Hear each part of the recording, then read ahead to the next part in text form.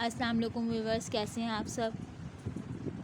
اگر آپ کو میرے ناول پسند آ رہے ہیں تو پلیز میرے چینل کو لائک کریں، سبسکرائب کریں اور زیادہ سے زیادہ شیئر کریں۔ وقت بائی مہر النساء شاہ میر۔ Episode number 3۔ اوے حسن غلام، وہ اس کا نام بگاڑ کے سلطان کو غلام کہتی تھی۔ کدھر آوارہ گردی کر رہے تھے تم کل سے؟ میں 2 بار گھر آئی ہوں لیکن تم نہیں تھے۔ پہلی بات یہ کہ میرا نام حسن سلطان ہے اور دوسری بات میں لڑکا ہوں اور تم لڑکی۔ تمہیں بتانے کا پابند نہیں ہوں، البتہ مجھے بتاؤ کہ مدحت کے گھر میری اجازت کے بغیر کیسے رکیں؟ وہ اس کو تپاتے ہوئے بولا تھا۔ تمہیں تو میں ابھی بتاتی ہوں۔ وہ جارحانہ تیور لیے اس کی جانب بڑھی تھی۔ اس سے پہلے کہ جنگ عظیم سوئم شروع ہوتی، مہر نے بیچ بچاؤ کراتے ہوئے حالیہ کی توجہ آج کے رات کے فنکشن پر پہننے والے سوٹ کی جانب دلوائی تھی۔ حالیہ، یہ دیکھو، اس کے بارڈر کا کام ادھر رہا ہے ابھی سے، وہ فکر مندی سے بولی تھی۔ حالیہ اس وقت حسن پہ مٹی ڈال کے اپنے جوڑے کی جانب متوجہ ہو چکی تھی۔ اللہ اللہ، یہ کیا ہو گیا؟ اب میں کیا کروں گی آپی؟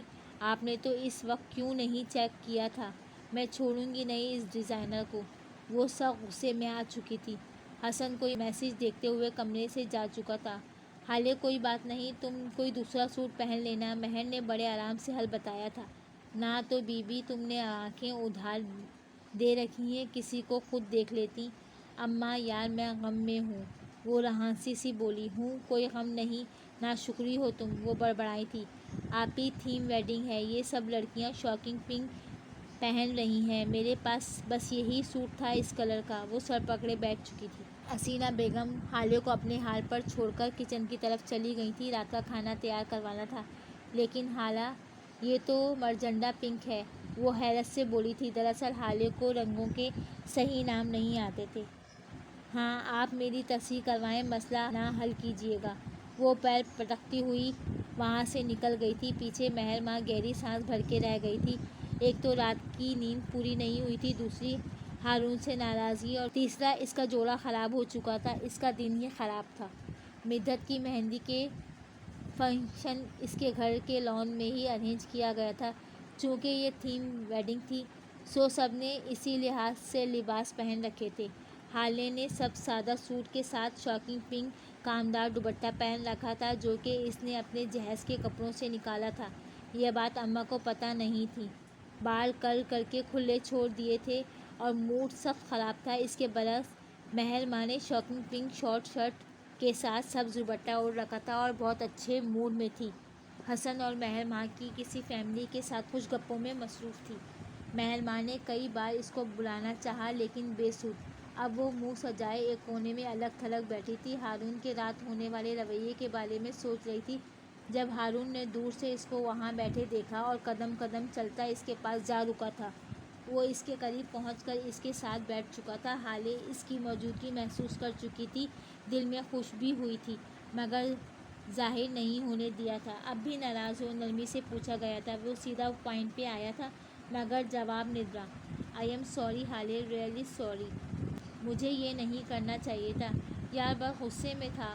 مجھ سے بات تو کرو یار، ایسے تو میرا دم گھٹ جائے گا۔ وہ جیسے بے بسی سے بولا تھا، مگر وہ اب بھی خاموشی سے گردن موڑے حسن کو کسی لڑکی سے بات کرتے دیکھ رہی تھی۔ اس کو تو دیکھ لوں گی حالیہ، مجھے بس تمہارا اس کی فکر کرنا اچھا نہیں لگا تھا۔ خاموشی۔ حالیہ، یار کچھ تو بولو۔ وہ اب بھی خاموش تھی۔ پھر اچانک ہارون اٹھا تھا اور پورے قد کے ساتھ اس کے سامنے گھٹنوں کے بل بیٹھ گیا تھا۔ اللہ اللہ ہارون، کیا کر رہے ہو؟ اٹھو، سب دیکھ رہے ہیں۔ وہ بغلاتے ہوئے بولی تھی۔ یار میں سمجھ گیا ہوں، ایسا نہیں ہوگا، آئی سویئر، پلیز معاف کر دو۔ ہاں ہاں کیا معاف، اب اٹھو۔ وہ اس کو بازو سے پکڑتے ہوئے بولی تھی۔ ہارون کھل کے مسکرا دیا تھا۔ مہر ماں جو کب سے ان دونوں کو دیکھ رہی تھی، اب ان کے قریب آ چکی تھی۔ ہارون، یہ سب کیا تھا؟ اس نے آتے ہی سنجیدہ لہجے میں سوال کیا تھا۔ ہارون ناسمجھی سے اس کو دیکھنے لگا تھا۔ حالیہ بھی اپنی بہن کو دیکھ رہی تھی۔ آپی، کیا ہو گیا؟ تم یہاں کتنے سارے لوگ ہیں، اندازہ ہے کیا سوچتے ہوں گے؟ تم دونوں کو عقل ہے یا نہیں؟ اس شادی میں تم لوگ عام لوگ نہیں ہو، سب جانتے ہیں۔ باقی ہائی کورٹ جج میراث سلطان کی بیٹی ہو، اور اب تم، اس کا اشارہ ہارون کی طرف تھا، تم ایم این اے شاہد حسین کے بیٹے ہو۔ کوئی ہوش ہے تم دونوں کو؟ یہ پبلک پلیس ہے، تم دونوں کا گھر نہیں۔ یہاں اگر 100 دوست ہیں تو 1000 مخالف بھی ہیں۔ वो ان کو ڈپٹتے ہوئے بول رہی تھی، تم کیا کہہ رہی ہو یار، ہم دوست ہیں۔ مجھ سے ناراض تھی اور میں اس کو منا رہا تھا اور مجھے لوگوں کی پرواہ نہیں۔ ہارون غصے سے بولا تھا۔ اسے مہر ماں کا یہ انداز اچھا نہیں لگا تھا۔ ہارون آرام سے، ہالے نے تنبیہ کی تھی، تمہیں نہیں ہوگی لیکن مجھے ہے، اسی لیے میں اپنی بہن کو لے کر جا رہی ہوں، اور تم دیکھ لو آس پاس بہت لڑکیاں ہوں گی، ان کے قدموں میں جا کے بیٹھو اور بناؤ اسکینڈل، چلو ہالے۔ ساتھی ہالے کا بازو پکڑ کے اپنے ساتھ کھینچتی چلی گئی تھی۔ پیچھے ہارون تلملاتا رہ گیا تھا۔ ہالے کا بازو پکڑے اب لوگوں سے کافی دور لے آئی تھی، یہاں بہت کم لوگوں کی نظر جاتی تھی۔ آپ ہی سن تو لو، ہالے اپنا بازو چھڑاتے ہوئے بولی تھی۔ وہ دونوں آمنے سامنے کھڑی تھیں۔ تم نے مجھے بہت مایوس کیا ہے ہالے، مہر ماں دکھ سے بولی تھی۔ آئندہ ایسا نہیں ہوگا، ہالے شرمندہ سی بولی تھی۔ تمہیں اندازہ بھی ہے کتنے لوگ دیکھ رہے تھے، آئندہ ایسا نہیں ہوگا، ہالے زور دے کے بولی تھی۔ مجھے تمہاری پرواہ ہے ہالے، میں نہیں چاہتی کوئی تمہارے ساتھ غلط بات کرے۔ اور یہاں ہالے نے مہر ماں کو گلے لگا لیا تھا، اس کے کان کے پاس یقین دہانی کروائی تھی۔ آئندہ ایسا نہیں ہوگا۔ مہر ماں نے ایک گہری سانس خارج کری تھی اور ہالے کو نرمی سے خود سے دور کیا تھا۔ چلو مسز جبران تمہارا پوچھ رہی تھیں کب سے، اس کو لیے آگے بڑھ گئی تھی۔ ہارون دور سے ان دونوں کو مسکراتے ہوئے دیکھتا رہا تھا، پھر خاموشی سے ایک ٹیبل پر بیٹھ گیا۔ اس کا موڈ سخت خراب ہو چکا تھا۔ کھانا کھل گیا تھا۔ ہالے اور مہر ماں اپنی پلیٹس میں کھانا نکال رہی تھیں کہ عقب سے آتی آواز ہارون کی آواز پہ ایک ساتھ مڑی تھی۔ آئی ایم سوری، وہ شرمندہ سا بولا تھا۔ مہر نے حسن کو دیکھتے ہوئے آئندہ خیال رکھنا کہہ کے بات ختم کر دی تھی۔ حسن ہوشوں کی طرح سب دیکھ رہا تھا۔ کوئی مجھے بتائے گا یہاں کیا چل رہا ہے، بالآخر اس نے پوچھ ہی لیا۔ تم چپ رہو گینڈے، ہر بات اس حسن غلام کو بتاؤ جیسے ہمیں اس کو کوئی کام نہیں ہے۔ ہوں، ہالے اس کو تپاتے ہوئے بولی تھی۔ مہر اور ہارون دلچسپی سے یہ جنگ عظیم دیکھ رہے تھے اور وہ تب بھی گیا تھا۔ تم تو ملکہ ہو کہیں کی، گینڈا تو میں ہوں، تم ذرا پلیٹ دیکھو اپنی۔ تمہیں تو بیٹا میں دیکھ لوں گی، یہ سارے گڑ تم اس پر کٹی کبوتری سے سیکھ کے آئے ہو نا، جس سے ابھی بات کر رہے تھے۔ آپ دیکھ رہی ہیں نا اس کو میری دوست کے بارے میں کیسے بات کر رہی ہے۔ حسن نے گویا دہائی دی تھی۔ ہالے خبردار، جو میرے بھائی کی دوست کو کچھ کہا تو جو کہنا ہے، جتنی بے عزتی کرنی ہے میرے بھائی کی کرو۔ مہر مسکراہٹ دبا کر بولی تھی۔ ہارون بھائی آپ ہی کچھ بول لیں۔ اچھا بس، اب میرے چیتے کو کوئی تنگ نہیں کرے گا، وہ فوراً حسن کا دفاع کرتے ہوئے بولا تھا۔ اس طرح ہنستے مسکراتے فنکشن ختم ہوا تھا۔ ہارون نے ان کو گھر چھوڑا تھا۔ گھر آ کے وہ دونوں اتنے تھکے ہوئے تھے کہ مہر ماں کے کمرے میں ہی سو گئے تھے، بیڈ پر مہر اور ہالے، جبکہ حسن صوفے پر ہی سو گیا تھا۔ صبح میں ہالے کی آنکھ الارم کی آواز سے کھلی تھی۔ اس کی نیند الارم کے بغیر نہیں کھلتی تھی، اس لیے فجر کا الارم لگا کے سوتی تھی۔ الارم کو بند کر کے اٹھی، وضو کیا، جائے نماز بچھا کے نماز پڑھنے کھڑی ہو چکی تھی۔ نماز پڑھ کے اس نے مہر کو جگایا۔ اب مہر نماز پڑھ رہی تھی جبکہ ہالے حسن کو اٹھانے لگی تھی، جو اٹھ کے گدھے گھوڑے بیچ کے سو رہا تھا۔ حسن کو اٹھا کے وہ لان میں چہل قدمی کے لیے آئی تھی۔ چوکیدار مین گیٹ کھولتے دیکھا، اس وقت کون ہوگا، وہ حیرت سے سوچنے لگی، لیکن اس کو زیادہ دیر سوچنا نہیں پڑا تھا جب اس نے سفیر سلطان کو گھر میں داخل ہوئے دیکھا۔ پہلے تو حیرت اور پھر خوشی سے بھاگتے ہوئے ان کے پاس پہنچ چکی تھی۔ سفیر نے بھی اس کو اپنی طرف آتے ہوئے دیکھ لیا تھا، تبھی اپنی جگہ پر ٹھہر چکا تھا۔ سفیر کی آنکھیں بھی مہر کی طرح بھوری تھیں، لیکن اس کی آنکھیں اپنی ماں پر گئی تھیں۔ صاف رنگ اور اونچا لمبا قد، کرستی بازو، وہ باقاعدگی سے جم جاتا تھا۔ ستواں ناک، ہمہ وقت ہونٹوں پر سجی مسکراہٹ، وہ کافی ہینڈسم تھا۔ وہ اس کے قریب پہنچ چکی تھی، اب اس کی سانس پھول چکی تھی کیونکہ وہ اس سے کافی دور کھڑا تھا۔ السلام علیکم، کیسے ہیں آپ؟ وہ پھولی سانسوں کے درمیان بامشکل بولتی اس کے بالکل سامنے کھڑی تھی۔ وہ ہالے سے کافی زیادہ فرینک تھا، ہالے کا فیوریٹ کزن اور ہارون شاہد کا جانی دشمن۔ وعلیکم السلام، میں ٹھیک ہوں، تم سناؤ؟ وہ بدوقت بول پایا تھا۔ ہالے کے چہرے سے نظر ہٹائی۔ میں بھی بالکل فٹ، وہ چہکتے ہوئے بولی تھی۔ سفیر کو دیکھ کے وہ بہت خوش ہو جاتی تھی۔ آپ تو کل آنے والے تھے نا؟ وہ پوچھ رہی تھی۔ اگر کل آتا تو تمہارا اتنا سرپرائز چہرہ دیکھ سکتا تھا؟ اگر یہ چہرہ دیکھنا تھا تو آج آنا بنتا تھا، وہ ہلکی سی مسکراہٹ کے ساتھ بتا رہا تھا۔ تو آپ میرے لیے آئے ہیں؟ کوئی شک اس نے حالے کی آنکھوں میں دیکھ کے پوچھا تھا۔ نہیں، بالکل نہیں، وہ مسکرا کے بولی تھی۔ کچھ بنا دو گی کھانے کو، بھوک سے مر رہا ہوں۔ اندر داخل ہوتے ہی سفیر اس سے بولا تھا، شالا جیوے۔ وہ دل ہی دل میں اس کے لیے دعا کر گئی تھی۔ وہ جب خوش ہوتی یا دکھی ہوتی تو اپنی مادری زبان سرائکی خود بخود اس کے منہ سے نکلتی تھی۔ کیا ہو گیا حالے؟ وہ اس کی آنکھوں کے آگے ہاتھ لہراتا اس کو اپنے حواس میں واپس لایا تھا۔ جی میں بتاتی ہوں، آپ منہ ہاتھ دھو لیں، وہ جلدی جلدی بولی تھی۔ میں آتا ہوں 5 منٹ میں۔ یہ کہہ کے وہ جا چکا تھا، لیکن حالے اس کے کولون کی خوشبو ابھی محسوس کر رہی تھی، اپنے آس پاس بے حد قریب۔ حالے نے جلدی جلدی چائے کا پانی رکھا۔ سفیر چائے کا دیوانہ تھا، ہر گھنٹے یہ مشروب درکار تھا۔ فریج سے آٹا نکال کے پیڑے بنانے لگی تھی۔ اس کے بعد 3 انڈے لیے ان کو پھینکنے لگی تھی۔ سفیر منٹ بعد باہر آیا تھا۔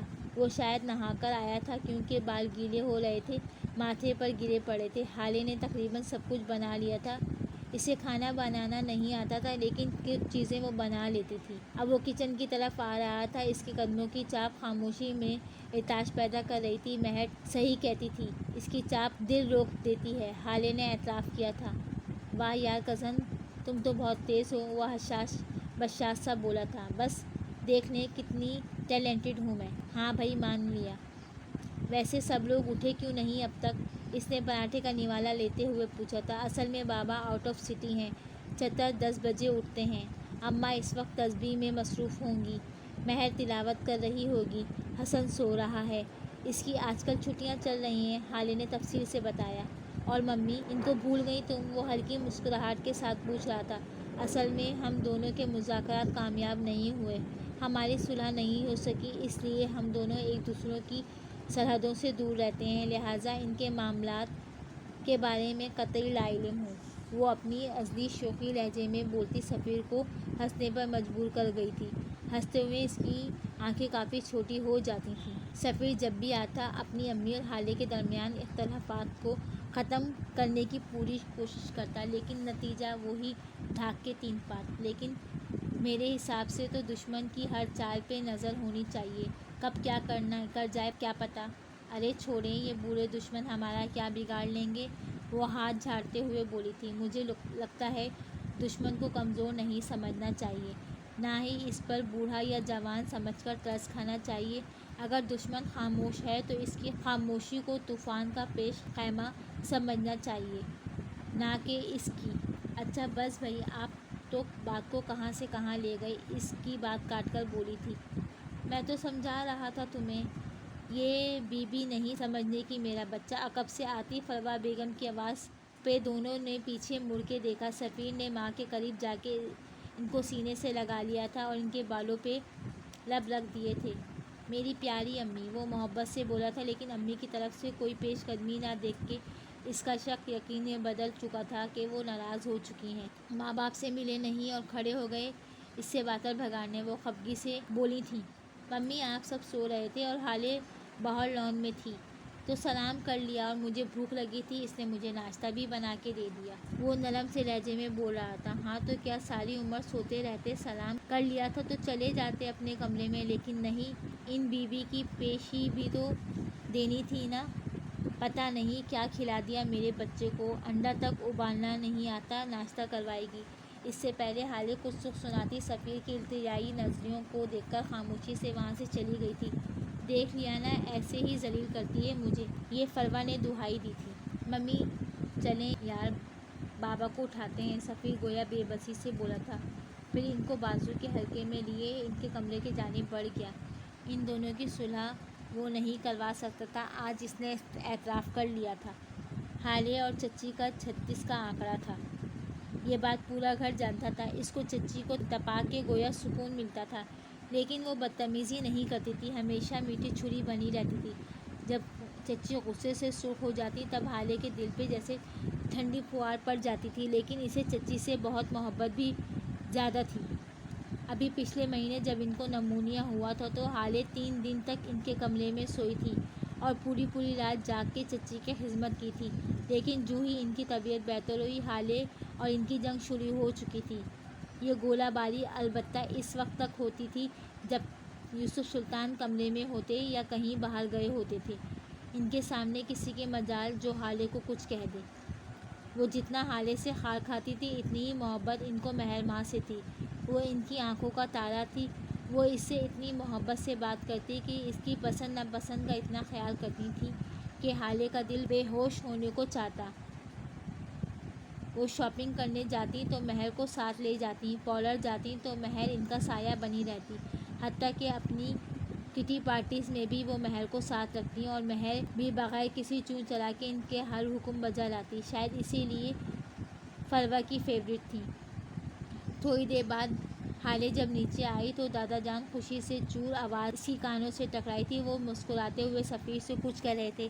حالے کو دیکھ کے آنکھیں مزید چمک اٹھی تھیں۔ حالے نے آتے ہی ان کے گال چومے اور پھر دادا جان کے ساتھ والی کرسی پہ بیٹھ کے حسن کے بال بگاڑتے ہوئے اس کے کان کے پاس جھک کے بولی تھی، چھلے ہوئے آلو کھسکو پرے، ورنہ اماں کو اس رات والی کبوتری کا نمبر دے دوں گی۔ حسن نے بے بسی سے اس کو دیکھا تھا اور پیر پٹکتا اٹھ کے سفیر کے ساتھ بیٹھ گیا تھا۔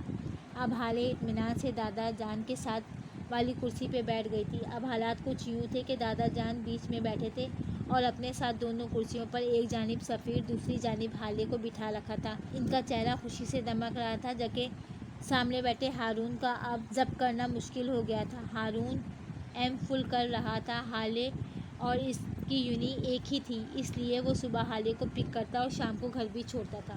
بیٹا ہارون، اب سفیر آ گیا ہے تو حالے کو پک اینڈ ڈراپ کر دیا کرے گا، تم اب زحمت نہ کرنا۔ اچانک ہی دادا کا حکم آیا تھا۔ فروا بیگم تو جل بھن گئی تھیں، لیکن کچھ کہہ بھی نہیں سکتی تھیں، سو چپ رہیں۔ لیکن انکل، میں کمفرٹیبل ہوں، مجھے کوئی مسئلہ نہیں، اور حالے بھی میرے ساتھ اپنی مرضی سے جاتی ہے۔ کیوں حالے؟ اس نے حالے کو بیچ میں گھسیٹ لیا تھا۔ جیسے دادا جان کی مرضی، میں کیا کہوں؟ اگر سفیر کو کوئی مسئلہ نہیں تو ٹھیک ہے۔ حالے معصومیت کے سارے ریکارڈ توڑتے ہوئے بولی تھی۔ نہیں، مجھے تو کوئی مسئلہ نہیں، سفیر خوش دلی سے بولا تھا۔ اور کرو میرے ساتھ فراڈ، وہ دل ہی دل میں بولی تھی، جبکہ ہارون تو اس کی اداکاری پر جل کے رہ گیا تھا۔ مہر ماں سکون سے ناشتہ کر رہی تھی جب سفیر نے اس کو پکارا تھا۔ مہر، جوس دینا پلیز۔ مہر نے خاموشی سے گلاس بھر کے اس کو تھما دیا۔ وہ اپسیٹ لگ رہی تھی، فروا چچی نے نوٹ کیا تھا، لیکن فی الحال خاموش تھی۔ چلیں، میں نکلتی ہوں اب۔ سفیر چلیں؟ حالے اٹھ کھڑی ہوئی تھی، ساتھ سفیر کو مخاطب کیا تھا۔ ہارون بھی ساتھ ہی اٹھا تھا۔ سفیر کی طرف دیکھتے ہوئے بولا، سفیر تم آج تو پہنچے ہو، آرام کرو، کل سے تم ڈراپ کر دینا۔ اب بھی تو میں آ گیا ہوں، ویسے بھی ساتھ چلیں۔ آخری فقرہ حالے سے کہا تھا۔ سفیر نے اوکے کہہ کے سر ہلا دیا تھا۔ حالے بھی خاموشی سے اس کے ساتھ آ گئی تھی۔ ہارون نے گاڑی جو ہی روڈ پہ ڈالی تو گویا پھٹ پڑا۔ حالے، یہ سب کیا تھا، بتانا پسند کرو گی؟ یہ سفیر کب آیا؟ اب وہ تمہیں چھوڑنے جائے گا؟ یہ نہیں ہو سکتا حالے، میں نہیں ہونے دوں گا۔ تم نے حامی کیسے بھر لی؟ میں اب بھی حیران ہوں، وہ دبا دبا سا غرایا۔ حالے نے خاموشی سے میوزک آن کر دیا، چاہے ہلکی آواز میں، لیکن میوزک چلتا رہے۔ دادا جان کا حکم ہے، میں بھلا کیا کہوں؟ اس نے بڑے سکون سے جواب دیا تھا۔ ہارون نے ہاتھ بڑھا کر ٹیپ بند کر دیا تھا۔ حالے، یار مجھ سے غلطی ہو گئی، مانتا ہوں، لیکن یہ صدا بہت زیادہ ہے، سمجھو یار۔ کیوں کسی کی بے بسی کا فائدہ اٹھا رہی ہو؟ وہ جیسے رو دینے کو تھا، پھر اچانک کچھ یاد آنے پر گاڑی ایک سائڈ پارک کر کے اپنا موبائل پینٹ کی پاکٹ سے نکال لیا۔ حالے خاموشی سے اس کی ساری کارروائی دیکھ رہی تھی۔ میں نے تمہیں یہ دکھایا ہے؟ اس نے ایک ویڈیو پلے کر کے موبائل کا رخ اس کی جانب کیا۔ ویڈیو میں وہی ڈاکٹر تھا۔ ہارون اس کو کچھ پیسے دے رہا تھا، لیکن ڈاکٹر لینے سے انکاری تھا، اور پھر کچھ ہیل و حجت کے بعد اس نے پیسے لے لیے تھے۔ ایک اور عجیب بات جو اس ویڈیو میں حالے کو دکھی تھی، اس ڈاکٹر کا ہونٹ ذرا پھٹا ہوا تھا اور آنکھ کے نیچے نیل تھا۔ ویڈیو ختم ہو چکی تھی۔ اب معاف نہیں کرو گی؟ دیکھو، میں نے اس کو پیسے بھی ادا کر دیے ہیں سارے۔ یار دوست ہوں تمہارا، کچھ تو خیال کرو۔ تم نے اس کو کس بات کی دھمکی دی تھی؟ اس بات کو خاطر میں لائے بغیر اس نے سوال کیا۔ وہ ایکچولی ڈاکٹر نے 2 شادیاں کر رکھی تھیں، اس کی دونوں بیویوں کو یہ بات معلوم نہیں، وہ بڑی ڈھٹائی سے بتا رہا تھا۔ تو کل تک نہیں پتہ تھا نا؟ اب آدھے کراچی کو پتہ چل چکا ہوگا، ہے نا؟ حالے اس کو شرمندہ کرنے کو بولی تھی۔ ہاں، کسی نیک فرشتے نے ان کی دونوں بیویوں کو یہ بات بتا دی کل شام، اور وہ اب بھی بہت سنجیدگی سے بتا رہا تھا، جیسے کہ حالے کو پتہ ہی نہیں کہ وہ فرشتہ کون ہوگا۔ اور تمہیں کیسے پتہ کہ اس کی 2 بیویاں ہیں۔ سراسر تفتیشی انداز، اف یہ جج کی بیٹی، وہ دراصل اس کی دوسری بیوی میری دوست تھی۔ ہارون مسکراہٹ دبا کے بولا تھا۔ شرم کرو ہارون شاہد، شرم۔ وہ گویا عاجز آ چکی تھی۔ اب چلیں، وہ اس کی بات نظر انداز کرتا بولا تھا۔ بیٹ اس کی آنکھ اور ہونٹ پہ زخم کیسا تھا، اچانک یاد آنے پر بولی۔ وہ اصل میں گر گئے ہوں گے، جلدی میں رہتے ہیں نا۔ اس کی بے تکی بات پر حالے کا قہقہ بلند ہوا تھا۔ اس کو ہنستے دیکھ کے وہ بھی ہنس دیا تھا۔ پھر اگلے کئی منٹ وہ دونوں پاگلوں کی طرح ہنستے رہے تھے۔ ہنس ہنس کے حالے کی آنکھوں میں پانی جمع ہونے لگا تھا، پیٹ میں درد شروع ہو گیا تھا، تب کہیں جا کے اس کی ہنسی تھمی تھی۔ اللہ سمجھے تمہیں ہارون، وہ بامشکل ہنستے ہنستے بول پائی تھی۔ اس نے جو میرے ساتھ کیا، اس کے مقابلے میں تو یہ کچھ بھی نہیں تھا۔ کل شام سے کانٹوں پہ لوٹ رہا ہوں۔ وہ گاڑی دوبارہ اسٹارٹ کرتا بولا تھا۔ ہاں ہاں، تم اتنے جنگجو کی نسل ہے۔ حالے طنز کرنا نہیں بولی تھی۔ اچھا اب تم نہیں جاؤ گی نا سفیر کے ساتھ؟ دیکھی جائے گی، اس کو تپاتے ہوئے بولی تھی۔ تمہیں ترس نہیں آتا مجھ پہ؟ خود کو میری جگہ پہ رکھو تو پتہ چلے تمہاری باتیں کیسے میرے لیے زہر ثابت ہوتی ہیں۔ ایسا ویسا زہر بھی نہیں، سلو پوائزن۔ ہاں یہی، بالکل یہی۔ کبھی کبھی مجھے ایسا لگتا ہے جیسے کوئی پودا ہوں جسے تم بے دردی سے جڑ سے کھینچنے میں بھی ذرا بھی دقت محسوس نہیں کرتی۔ حالے میرے لیے تو یہ سوچنا بھی سہانے روح ہے کہ کبھی تم سے کچھ عرصے بھی الگ رہوں گا، اور تم اتنی بڑی بڑی باتیں کرتے ہوئے ذرا نہیں سوچتی۔ کسی کے ساتھ اتنا کرو جتنا بعد میں خود برداشت کر سکو۔ وہ ہارے ہوئے لہجے میں بولتا، کہیں سے بھی کچھ دیر قبل ہنسنے والا ہارون شاہد نہیں لگ رہا تھا۔ بد دعا دے رہے ہو؟ حالے نے دکھ سے پوچھا۔ میں ایسا کر سکتا ہوں؟ اس نے انگلی سے سینے پر دستک دی۔ حالے یاد رکھنا، اگر پوری دنیا بھی تمہیں چھوڑ دے تو تمہارے ساتھ خود کھڑا رہوں گا۔ پوری دنیا تمہیں اداس کر دے تو میں ہنساؤں گا۔ پوری دنیا جب اگر تمہارے خلاف بولے گی تو ہارون شاہد تمہارے حق میں بولے گا۔ پوری دنیا اگر تمہیں دھتکارے گی تو میں اپناؤں گا۔ تم مجھے ہمیشہ اپنا ہم قدم پاؤ گی، کیونکہ تم حالے، تم دنیا ہو میری۔ بد دعا بہت بڑی بات ہے، میں تو تمہیں کانٹا بھی نہ چبھنے دوں۔ وہ بول رہا تھا، حالے سن رہی تھی۔ آئی ایم سوری ہارون، میں مذاق کر رہی تھی، میرا ارادہ تمہیں ہرٹ کرنے کا نہیں تھا۔ وہ شرمندہ سی بولی تھی۔ کوئی بات نہیں، وہ یہ کہہ کر چپ ہو چکا تھا۔ یونیورسٹی کے گیٹ پر حالے اتر گئی تھی۔ ہارون نے اسے کہہ دیا تھا آج یونی نہیں آئے گا، لیکن اس کو پک کرنے آ جائے گا۔ حالے خاموشی سے اندر چلی گئی۔ اب بتاؤ بچہ، اداس کیوں ہو؟ سب کے ناشتہ کرنے کے بعد فروا مہر کو اپنے کمرے میں لے آئی تھی اور اب اس محبت سے اس سے سوال کر رہی تھی۔ اس نے ایک بار بھی میری طرف نہیں دیکھا، وہ افسردہ سی بولی تھی۔ بیٹا وہ تھکا ہوا تھا، ورنہ کیا پہلے اس نے کبھی ایسا کیا ہے؟ تمہارے سوا بھلا کسی کو دیکھا ہے؟ مومانی جان، یہ سب تو آپ کہتی ہیں نا، میں نے تو کبھی یہ سب نوٹ نہیں کیا۔ وہ مجھے زیادہ توجہ حالے کو دیتے ہیں۔ صبح اس کو دیکھتے ہی جیسے بہت خوش ہو گئے تھے۔ میں نے بالکنی سے دیکھا تھا۔ کیا تمہیں اپنی بہن سے خوف محسوس ہو رہا ہے؟ فروا نے چبھتے ہوئے لہجے میں پوچھا تھا۔ مومانی جان، آج تو آپ نے یہ بات کہہ دی اور میں نے سن لی، دوبارہ اگر آپ نے میری بہن کا نام بھی لیا تو میں آپ کا لحاظ نہیں کروں گی۔ میں اپنی بہن پر ایسے 100 سفیر سلطان قربان کر سکتی ہوں، اتنا حوصلہ ہے مجھ میں۔ یہاں بات آپ کے بیٹے کی ہو رہی ہے، میری بہن کے ساتھ آپ کے جو بھی اختلافات ہوں وہ اپنی جگہ، لیکن اس کی بے عزتی برداشت نہیں کروں گی۔ وہ دو ٹوک لہجے میں بولتی، ان کو بہت کچھ بار کروا گئی تھی۔ او ہنی، تم تو برا مان گئی، میں تو ویسے ہی بات کر رہی تھی۔ سفیر بس تمہارا ہے، وہ اس کے کندھوں پر ہاتھ رکھتی ہوئی شیریں سموئے بولی تھی۔ اس نے نرمی سے ان کے ہاتھ اپنے کندھوں سے ہٹائے تھے۔ سفیر میرا بیٹا، سفیر میرا ہے، یہ بات سفیر کو خود ہی کہنی ہوگی۔ اب آپ مجھ سے اس بارے میں تب بات کریں گی جب آپ سفیر سے بات کر چکی ہوں، وہ اٹل لہجے میں بولی تھی۔ لیکن بیٹا سفیر، ابھی انہوں نے کچھ کہنا چاہا تھا جب مہر نے ان کی بات کاٹ دی تھی۔ 30 سال کا ہو گیا ہے سفیر، میچور ہے، بزنس سیٹل ہے، اس کا کامیاب انسان ہے۔ وہ دولت، فیم، پاور کیا ہے جو اس کے پاس نہیں؟ اب آپ کے یہ تو بالکل مت کہیے گا کہ وہ ابھی شادی یا پھر کمٹمنٹ کے لیے تیار نہیں۔ وہ گویا ان کو وارن کرتے کمرے سے جا چکی تھی۔ پیچھے سے فروا بیگم اپنا سر پکڑ کے بیٹھ چکی تھی۔ ایک دم انہوں نے جھٹکے سے سر اٹھایا تھا۔ اب ان کا دماغ ایک نیا جال تانا بانا بن رہا تھا۔ دھوپ کی تمازت سے اس کا رنگ سنہری ہو رہا تھا۔ وہ بار بار चेहरे और गर्दन पे आया पसीना साफ करती इसकी मतलाशी निगाहें हारून को ढूंढ रही थी। अचानक इसकी नज़र सामने आते सफ़ीर पर पड़ी। वो मुतवाज़िन चाल चलता हल्की सी मुस्कुराहट लिए हालिया को अपने जानिब आता दिखाई दिया। धूप और गर्मी का असर इसकी मौजूदगी में ज़ाहिर हो चुका था। ये धूप अब इसको बाहर की शाम लग रही थी। वो अब इसके करीब आ चुका था। सूरज की रोशनी अब इसकी पुश्त से टकराती हालिया के जिस्म पर पड़े बगैर मायूस लौट जाती थी। वो हालिया और सूरज की रोशनी के दरमियान दीवार बन के खड़ा था। अब इसकी छाँव में थी। वो साहिबान था, मजबूत साहिबान। कम अज़ कम हालिया सुल्तान को तो यही लगा था। मैंने बताया था हारून को कि मैं तुम्हें पिक करूँगा, और इसको ये भी कहा था कि तुम्हें ना बताए तुम्हें इंतज़ार करना पड़ा होगा ना। मुझे देर हो गई शायद, वो माज़रत ख्वाह लहजे में बोल रहा था। कोई बात नहीं, इतनी भी देर नहीं हुई, वो खुशदिली से बोली थी। इसके लिए तो वो सारी ज़िंदगी इंतज़ार कर सकती थी। बस एक बार वो कह के तो देखे, वो दिल ही दिल में बोली थी।